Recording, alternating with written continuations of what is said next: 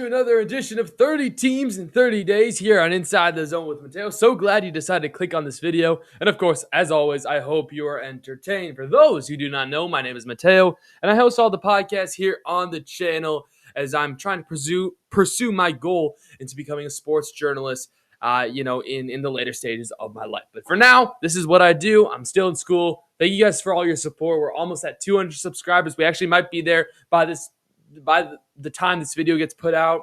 Thank you guys so much for all your support. The Chicago Bulls 30 Teams in 30 Days video is absolutely blowing up. 500 plus views at the moment right now as I'm recording this video. Thank you so much. I really do appreciate it. And if you haven't already, hit that like button and subscribe if you haven't already and you want to continue to support this channel. But without further ado, let's get into what in the world 30 Teams in 30 Days is so you guys have an idea what it is. There's 30 teams in the NBA. There's 30 days in the month of June, and we normally do episodes every Tuesday and every Thursday, but I decided we're going to do a special series. We're going to do a special series here in the month of June where we're going to take a deep dive through each NBA team during the month of June. So one team gets 1 day in the month of June, and we talk about it, talk about their season from last season, recap their season, but we also look ahead, most importantly, into their off season. And to their future, really, for the next NBA season. So today, is going to be the Trailblazers. As you know, you clicked on this video. But this is a quick look at the schedule. We go worst record to best record. So we started with the Wizards. We end with the Thunder. And we are on day number 13 here on June 13th, 2026. And it's the Portland Trailblazers who were 42-40. And that is a perfect segue. To, everything else coming here in the channel. But before we get into the recap of the season, let's go to Mateo's show batting order. If you are familiar with the podcast, this is just the usual type of thing here at the start of every podcast. I think it's a perfect idea to just give you a little roadmap and with a little sports twist. If you know baseball batting orders, the lineup, I do a nice little, twist on a roadmap, and it just kind of gives you an idea of where we're going here on this car ride of a journey. There's 5 things on the batting order for every episode of 30 Teams in 30 Days.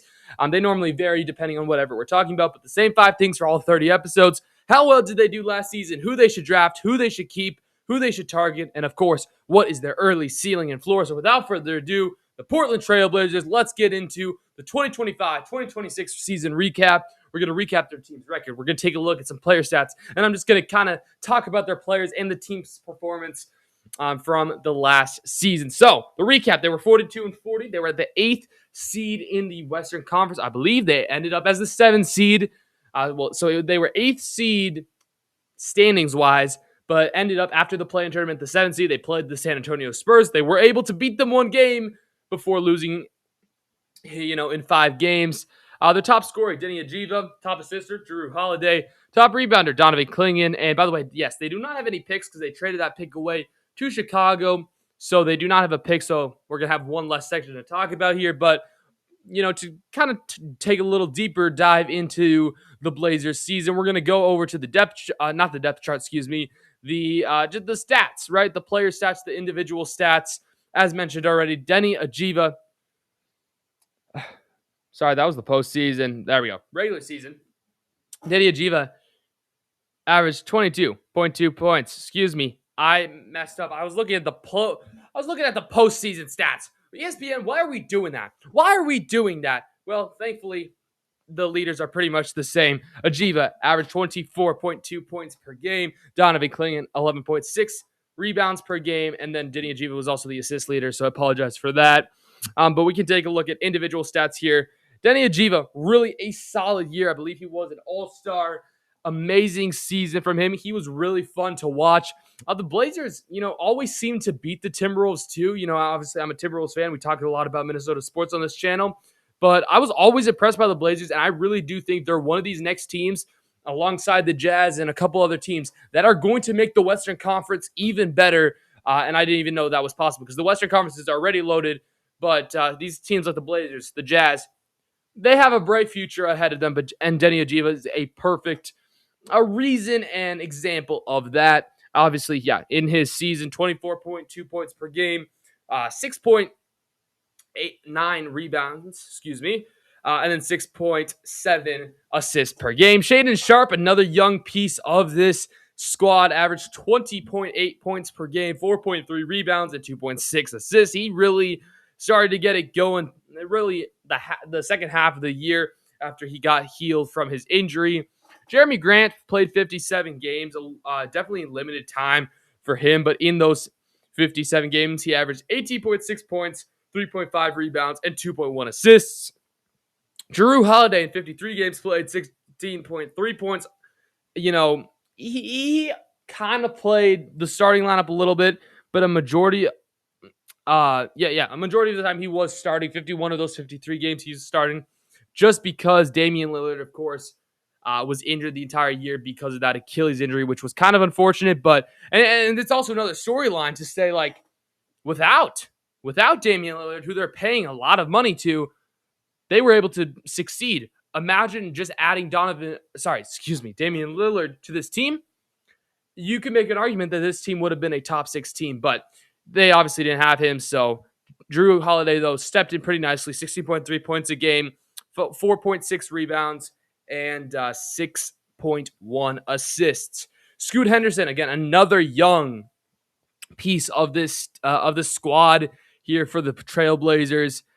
14.2 points for him in 30 games. He did deal with a lot of injuries, unfortunately. That was also a big storyline, a big reason why the Blazers only won 42 games. I think this team was capable of winning close to 50-some games, maybe even more if everybody would have stayed healthy, even for just like 40 to 50% more of the games that they were able to play. They had so many different starting lineups. It was unfortunate to see, right? But Scoot Henderson, 14.2 points, 2.7 rebounds, 3.7 assists. He was trying to just get it going here in 30 games. Really, just a very limited amount of games for him to kind of get his feel into it. I expect better things from him, though, of course, when he stays healthy. Hopefully he stays healthy in the next season. Kamara, again, another young piece. He played all 82 games, so applaud him because, again, as mentioned, this team struggled with injuries, so playing all 82 games of this squad means a little more, I think, if you're looking at that way. 13.4 points for him in those 82 games, 5.1 rebounds, and 2.5 assists. I thought he was really solid. Donovan Clingan played 77 games, started all 77 of those. By the way, Kamara started all 82 of those games that he played. But Clingan, 12.1 points, 11.6 rebounds. Obviously, that was the team leader in rebounds, and then 2.1 assists. So a really solid year for him. And then Caleb Love was their main bench unit. Played 48 games off the bench. He started one game, but in that 49 games, in those 49 games, 10.4 rebound. Goodness gracious, 10.4 points, 2.3 rebounds, and 2.5 assists. Really solid year off the bench for him. Robert Williams going to be a free agent this season. We'll talk more about that in a second. Played 59 total games, 58 of those off the bench. 17.1 minutes was about what he was getting. But he was averaging 6.1 points, 7 rebounds, and 1 assist on the dot. Chris Murray played some pretty good defense for them. Matisse Thybulle, again, only 30 games, definitely struggled to just get opportunities because of injuries.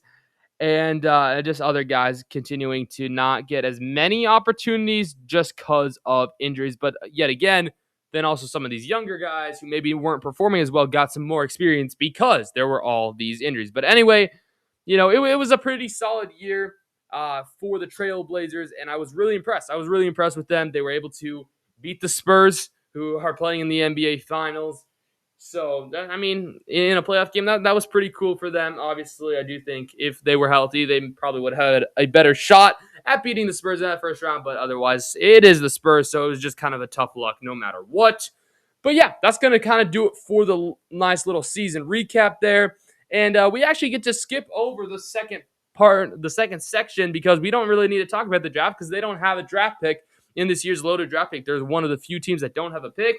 And so, yeah, we don't have to, preview their upcoming draft. However, I will use this time to just take a quick little look at their depth chart here just so you can kind of see it this way. I think, addressing teams looking at their depth chart is just a little easier sometimes to just picture what their roster looks like if you're not as familiar with their team. By the way, Damian Lillard is still under contract. He's just not included here because he, again, was missing that whole season with the Achilles or ACL injury. It was a leg injury. It was ACL or Achilles. I never remember because there's so many. I think it was Achilles. But he probably would be that starting point guard. But Scoot Anderson's also a solid point guard. Shaden Sharp as well was that backup point guard. And then Drew Holiday was starting at their 2. You got Chris Murray as your backup to kind of looking at this depth chart here from ESPN. Kamara was your starting 3 for a majority of the season. Thibault was your backup. And then Ajiva and Grant were your 4s. Klingon and Williams were your 5s. You also got Young Hansen a little bit from to play the 5, just a teeny bit. I thought he looked okay in his limited amount of games, but in general, this is what you kind of need to know about the Blazers. For me personally, when I'm looking at this, when I'm addressing this team, they're young. They are young. Obviously, having Damian Lillard hopefully fully healthy, if they don't trade him or anything, should be incredibly key for this team. You need some veterans, and I think that's kind of their biggest need. Sure, they need shooting. This team is very defensive. They're very big. They don't have a lot of 3-point shooting. They don't have a lot of perimeter scoring. And even just kind of like that driving in power. It's a lot of like bully ball type of basketball for the Trailblazers. Obviously, you have your certain guys who can shoot, but adding some 3-point shooting, some outside perimeter scoring could be definitely something that you should try to address. And, if they had to pick, that's where I would say try to find a guard. Obviously, this year's class is very guard heavy, especially in the top 10. Maybe they try to make a move into the top 10, but I'm not going to do anything with that. We're just going to go straight to free agency, where, by the way, we split free agency into 2 separate spots, 2 separate sections. The first half is, the team's own free agents, and we're going to see who they should resign, who I think they'll resign, who I think they should let walk, and I'll kind of give some reasons for that. And then the second half is exploring who's a free agent, who I think their team should, who I think the Blazers should target, either by the open market or by a trade. So here's their own free agents. They only have 4, really. It's kind of fun. It's very simple here. Robert Williams is going to be a free agent. He was making about $12 million last year. At 29 years old, I do think he could be valuable for this team to bring back. However, at the end of the day, I have heard a lot of sources say they might be trying to upgrade their center spot and they might let Robert Williams walk. However, for this right now, I do think you should keep him. I think they should re-sign him. I do think they have until June 30th, I believe, to offer him a contract. He's also a Birds. He has that bird thing. So, meaning, if you don't know what this bird thing means, I try to explain it almost every episode because I get comments almost all the time. Basically, what this bird thing is, the team that has that free agent can, if it is a bird, if it says bird, they can go over the salary cap to re-sign that team. So it can be very valuable. And by the way, Blazers are not in a rough cap situation at all. They have a lot of flexibility with their money and their payroll. So I do think they should bring him back. I think they should bring Thibault back for sure. Blake Wesley, I think that just kind of decides. I'm going to kind of just put a solid line there just because I'm not going to put a flat out X because I think they could bring him back, but it's kind of up to them, and I don't really know. I think kind of same thing for Caleb Love. He's a 2-way player. It's always good to have those in the G League for some flexibility. He's a young guard as well. Maybe you can try to develop him into something, but other than that, it's very simple with only 4 free agents compared to some other teams. They're having all of like half their team on free agency. Like, I mean, think about some of these last guys. Even Golden State had a lot of free agents a couple days ago. So, yeah, it's always easier to just have these limited amount of free agents so we can get into the juicy stuff, to get into the fun stuff. Because the Blazers have been connected to a lot of trades. So we're going to break some trades down, but also here in free agency, I'm going to try to predict accurately. By the way, none of these trades that I put together or signings are meant to be exactly realistic. It's just supposed to be, hypothetical, trades or signings to kind of get your mind into thinking, okay, this is what kind of trade, this is what kind of signing these teams can make. I'm not suggesting that they make all of these moves. It's just the types of moves to help their team succeed. So I got a list of top targets here: Norman Powell, Anthony Simons, Harrison Barnes, and then we got 3 trade pieces that have been linked to the Blazers that I will talk about in a second. But free agency, there are 3 unrestricted free agents that I thought could be interesting. Norman Powell and Anthony Simons bring that perimeter scoring. Norman Powell brings that veteran presence to this team. I think he could start or he could be off the bench. I don't think it matters. I'm just thinking here, imagine a backcourt of Damian Lillard and Norman Powell. I think that could be very interesting and very intriguing, especially with a young team, because you need a mix. You need a balance of young youth stars and veterans, and I think Norman Powell brings that to the table in Toronto. Not Toronto, in Portland. Anthony Simons, on the other hand, he still brings a little experience, but he's definitely on the younger side, but still a guard that can shoot pretty well. He can drive, he can play a little defense, and I think he could be a pretty good fit for the Trailblazers, as well as a lot of other teams that I've mentioned that he could have been a fit for in previous episodes. But then also, you think about, yes, sure, they have a lot of forwards.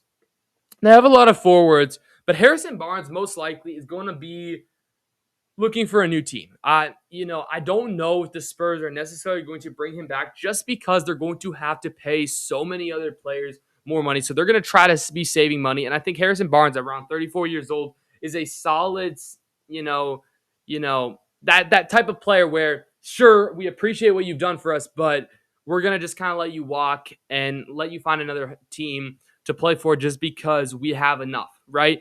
In a sense, I do think I could see a way where Barnes ends up back in the Spurs organization. However, I do think the Blazers just adding another veteran to this team, a veteran forward, and it might not just be Barnes, it could be someone else. There's a bunch of other forwards that could be interesting. Let me pull up all the unrestricted forwards here for free agency. I'm not suggesting a LeBron, but maybe Kelly Olynyk. Again, that's from San Antonio. Dean Wade's a little younger than what I was thinking of, but I'm thinking kind of like mid 30s, maybe lower 30s. Just guys that kind of give you a veteran presence. Maybe he won't even start. I do think Harrison Barnes would probably start, depending on what you do with Denny.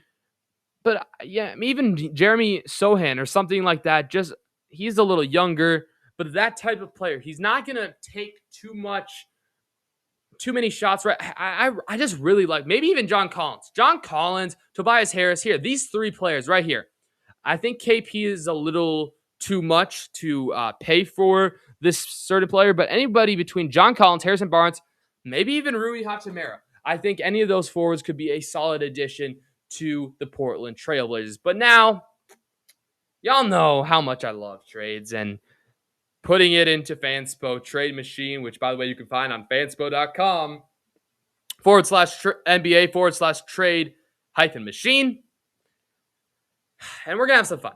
Sabonis, MPJ, Brown, they've been all linked to the Trailblazers at some point. I'm going to start with Sabonis because I do think that is a little bit more realistic. Now, you're saying, I already hinted at this. a little bit ago, but I think you could upgrade your center spot, and that's why I say maybe you don't re-sign Robert Williams. In this case, I think the only way they trade for Domantas Sabonis is probably if they don't re-sign Robert Williams. However, I do think you could be trading one of your current centers, either Klingon or maybe you re-sign Williams and then you maybe do a sign and trade, something like that. But Sabonis, 30 years old, 6'10 center. He's been kind of trapped in Sacramento for the last couple of years. He needs a new team. Sure, it's a big salary. It's a big contract, but you have it, right? You have it. You have the space. And I think Sabonis to the Trailblazers could be definitely interesting. So you definitely need a bigger contract just to make sure this works financially. And like Jeremy Grant is a little bit older, sure. And I don't know if the Kings necessarily want that because they're kind of trying to do a rebuild. So maybe you look for a younger guy. And again, I don't necessarily know how realistic this might be. This is just trying to get an idea of what could happen. I just want to see how much money the Blazers have to get rid of.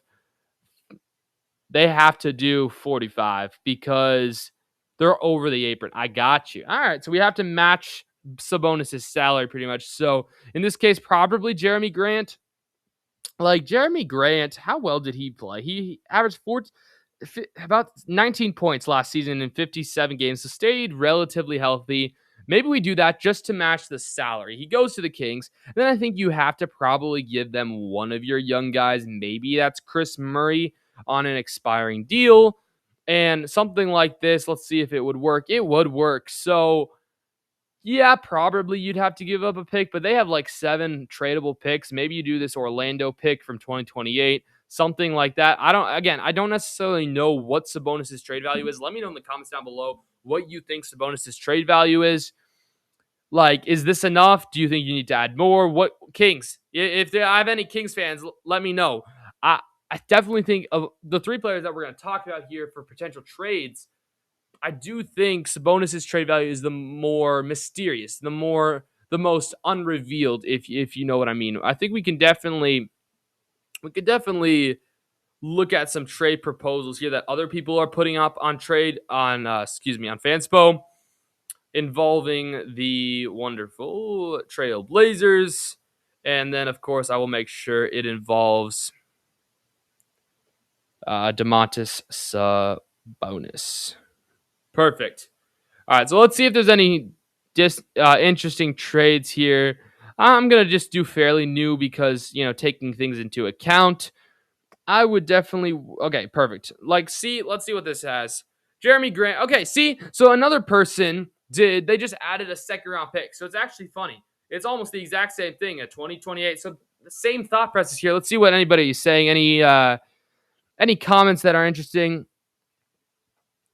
He's a terrible fit. Oh, they think terrible fit for Portland. Sabonis. Yeah, maybe they just don't want They don't. Okay, so a lot of Portland fans don't love Sabonis. Okay, interesting. So from those comments on this trade that we kind of created. I had not even seen this trade yet, and so that's kind of funny. It's good. I'm not totally crazy. They don't necessarily want Sabonis currently because he is older. I mean, that makes sense. It makes sense. Let's see if there's any other offers here that maybe more people would be interested in. I want to make sure Sabonis is going to. I mean, here we could just do it here, a 2-for-2 trade. So this one has DeMar DeRozan and Sabonis and a second going to the Trailblazers for Grant, Shaden Sharp, Yang Hansen, a first-round pick, but it is top 10 predicted. A couple seconds. Chris Murray, Shaden Sharp, Jeremy Grant. Let's see any comments. There is one. Portland is being robbed. Nothing like robbery. They think Portland's being robbed. Yeah, I don't think I would give up Shaden Sharp for DeMar DeRozan and Sabonis. I just don't think so. I think he has so much upside. Yeah, I just think this trade is the more interesting one. It's definitely interesting. So, guys, let me know in the comments. Let me know if you had any trades here that you worked on that went through perfectly. Let me know in the comments down below for sure. Let's get those comments up. Let's hit that like button as well. And if you haven't already, of course, hit that subscribe button. But we also have MPJ. And now MPJ playing alongside Deni Avdija, it really intrigues me, okay? Now, Brooklyn I don't think personally, is that far away. They're not that far away, especially in a bit of a weaker conference. However, if you have a chance to bring some younger players, obviously MPJ is young, but I think some more players that you can build a whole team around and get off this $40 million contract. He is obviously an expiring deal. I think Portland could be a nice little fit. Okay, so I do think one of your younger guards, Scoot, Shaden, maybe. Yeah, no, one of those guys are going to have to be in here, I think. And I don't know who the Portland Trailblazers like more. So Shaden Sharp obviously played more games last year. And that's why I like Scoot. Like Scoot has so much upside. I love Scoot, but he's also a 1-year deal. He's younger, so maybe you want some more protection. Maybe the Nets want more protection. So 4 years, $20 million, a really nice contract. Straight up, I think this probably goes through.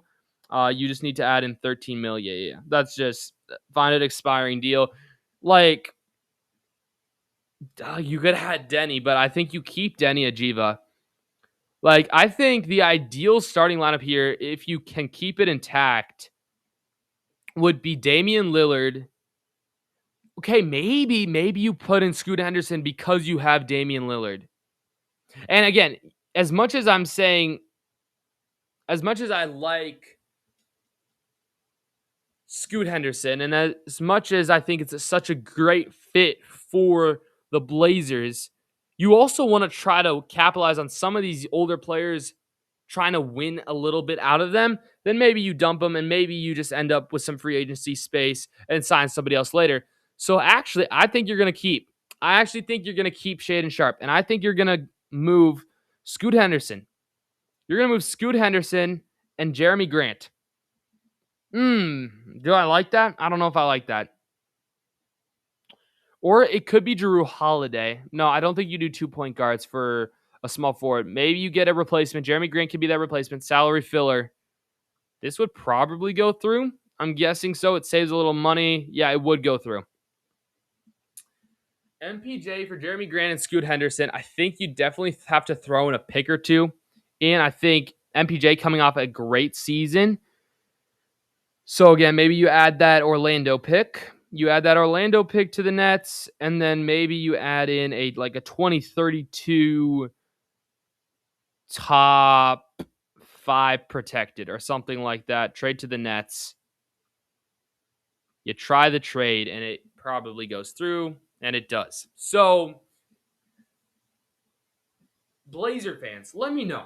Let me know what you guys think. Like, do you want MPJ? And if so, are you okay giving Scoot up for it? Because I think, personally, unless you're trading for a superstar like Jaylen Brown, who we will talk about in a second, I think you should keep Scoot Henderson. I don't really love the MPJ fit the more and more I think about it.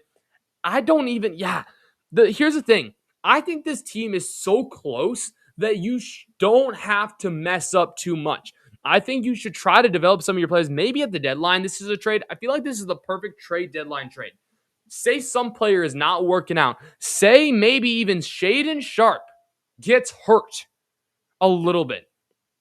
And you say, okay, maybe we can sell him. And that's okay. He's a little injured. Portland maybe not in a position to win. It's okay. But then they get him for the next 3 years. We get MPJ. And I feel like this is a perfect trade deadline trade, but not for the offseason. So we're going to ignore this now for the time being. But of course, let me know in the comments down below if that trade or a similar trade would work. We're not going to look at some other people's trades for MPJ because we're going to spend the probably majority of the time now talking about how you would work a Jaylen Brown trade because he has been very subtly,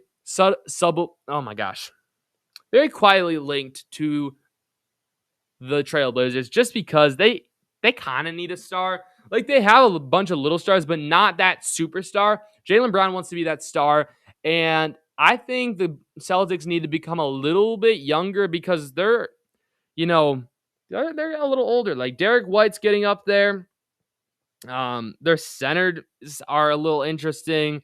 Even Tatum, I don't know. They're still fairly young, but I do think trying to get a little younger could be interesting, could be good, especially at the shooting guard position. I do think a potential Derek White trade is not out of the question for the for the Celtics. We'll talk about that more, of course, when we cover the Celtics on 30 teams in 30 days. But Jaylen Brown to the Trailblazers definitely intrigues me a lot. Now, I do think Jeremy Grant, I'm sorry, bro. Your salary is just perfect. We're going to include you here. Maybe you get rerouted if the Celtics don't want you. Maybe you add a 3-team trade. But I think Jeremy Grant could play alongside Tatum in a solid way at the 4. He's a replacement. And then you would need one of these younger guards, Scoot or Shaedon Sharpe. And I think Shaden Sharpe makes the most sense. And I think he is okay. I think you're okay to trade him. I think you are okay to trade him, but I'm also okay trading Scoot Henderson. It's really who you pick your poison. One of them. I think one of them for this instance, I just like the salary a little bit. Uh, just because I like the 4 years a little bit more. I think we're going to put Scoot on the chopping block here. He's going to go here. We try the trade, and this should work financially. So Scoot and Jeremy Grant for Jaylen Brown, I don't think is enough. Obviously, they have picks. They have picks that you can trade. It's going to be this Orlando pick again. It's going to be the 2032. We're not going to do 5. I think you can do it unprotected.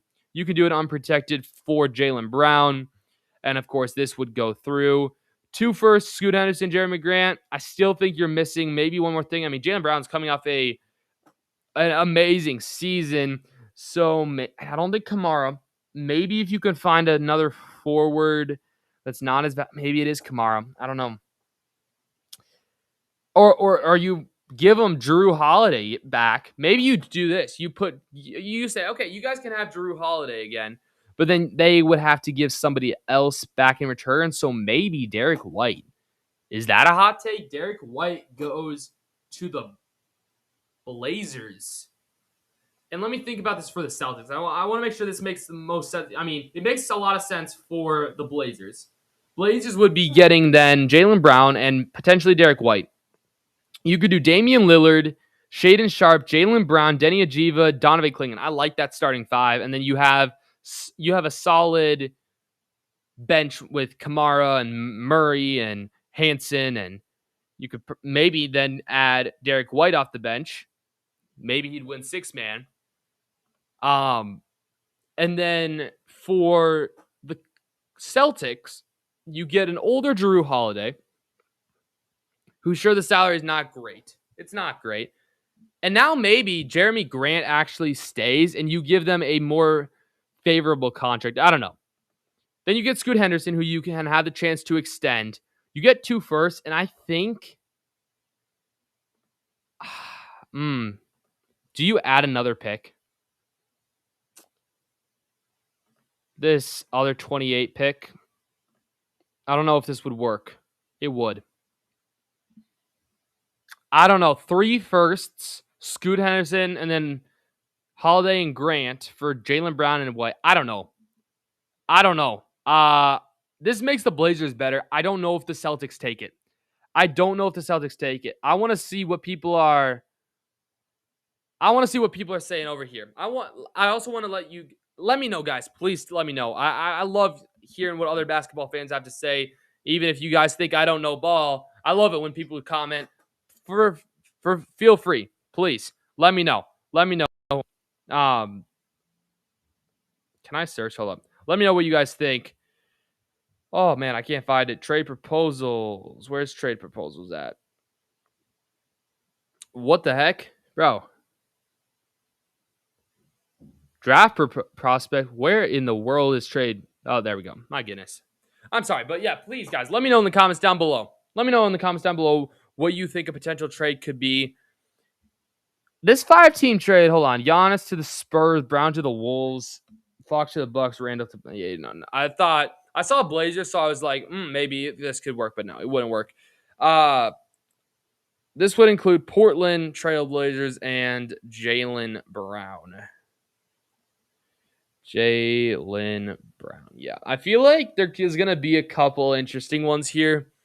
People are always coming up with some solid offers here. Is there one from like even today? I wonder, because the news has been kind of dropping all over the place recently about this. It's kind of quietly come up. It's very interesting.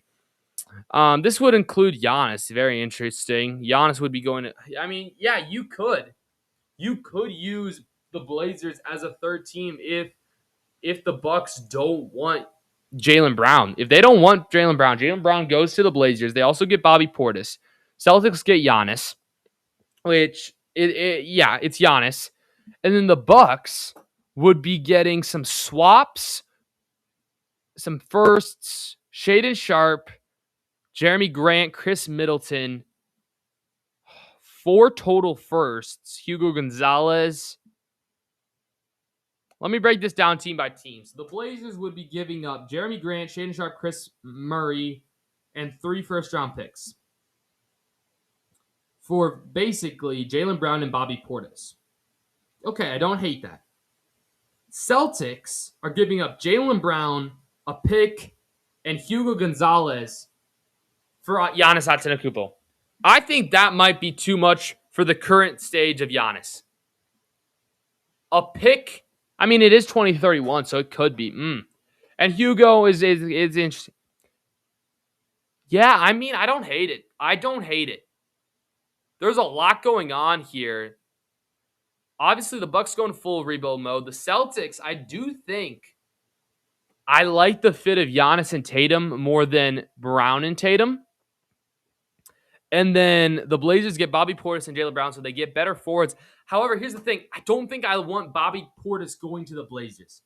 I think the Blazers need Jaylen Brown, who's a superstar, and then you need another perimeter shooter, not another forward. You have a lot of versatile bigs. And I don't know. Yeah, there's definitely something good going on here, but there's something about it that I don't necessarily like. But let me know, of course. Let me know what you guys think. And then let's see if there's another one without Giannis, because a lot of these are having Giannis be this, or having Portland be this extra team in a trade for Giannis, which is, I really think it's very interesting. This one has the Blazers getting Giannis. How would this one work out? This one have Jrue Holiday, Scoot Anderson, and Young Hansen in a first going back to the Celtics. So, Jrue Holiday going back to the Celtics. Jeremy Grant. This is too much. What the heck, bro? This is too much. What is this? What is this? I don't know. Anyway, it's fun. Trade speculation is always fun. Let me know. Are any of these top targets, Norman Powell, Simons, Barnes, Sabonis, MPJ, Brown, realistic options for the Blazers? Let me know in the comments down below. Let me know what you guys thought. And before we go, ceiling and floor. There's going to be 2 bullet point notes saying without the moves I suggested and with the moves I suggested. And then following that, it will give you a ceiling. So, bam! Without the moves I suggested, I think this team is still a first-round team.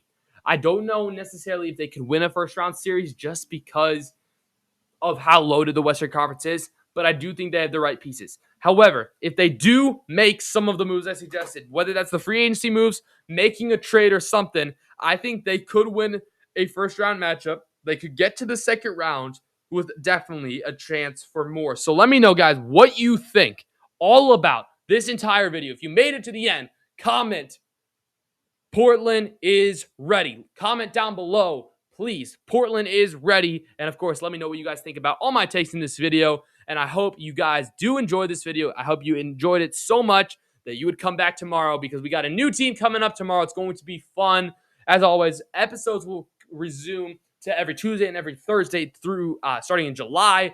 But we're going to continue. We're almost halfway through 30 teams in 30 days. Thank you guys so much for watching. New teams coming up tomorrow. It is going to be the Miami Heat. So, yes, more Giannis trade discussions. We already know a trade offer that Miami offered at the trade deadline for Giannis. We'll break that down some more, as much as we just kind of broke it down a little bit in the Bucks episode. But we'll talk about more potential Miami Heat offers and so much more on another edition of 30 teams in 30 days. Thank you guys so much for watching. Make sure you guys do hit that like button and subscribe button. Turn the notification bell button on so you never miss any other episodes, especially of 30 teams in 30 days. Appreciate you guys for watching. Don't forget to keep God first, because he's the most important thing in your lives. And I'll see you guys all in the next one. Have a great day. Enjoy the NBA Finals game that's coming on today, because we got Game 5, I believe, tonight of Spurs and Knicks. Will the season be over? I don't know, but come back for tomorrow. We'll talk about the Heat. We'll talk about so much more. And I'll see you guys later. God bless. Don't forget to keep him first, because he's the most important thing in your lives. And I'll see you guys all in the next one. Have a great day. Peace.